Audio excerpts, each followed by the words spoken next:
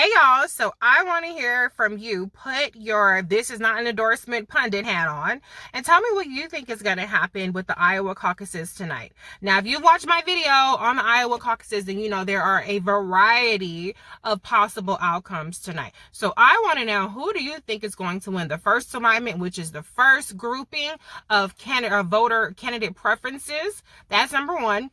Who do you think is going to win the final alignment? So when the non-viable people under 15% are eliminated and people are realigned into their final categories, who's going to win that grouping? And then who do you think will win the state delegate equivalent race? So that's the number that's going to be reported by all the news outlets.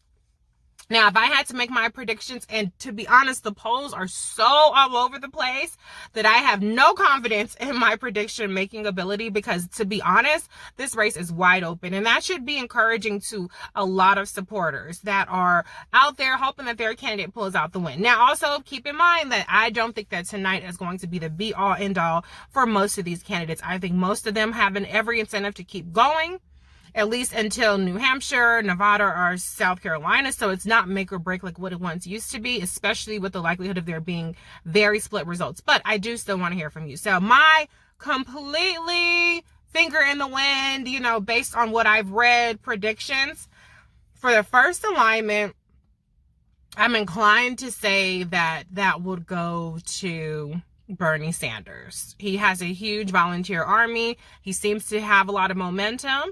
I could possibly see second place going to Pete Buttigieg. He also seems to have momentum going his way in terms of big crowds, even though his polling has lagged a little bit. So that's my first alignment.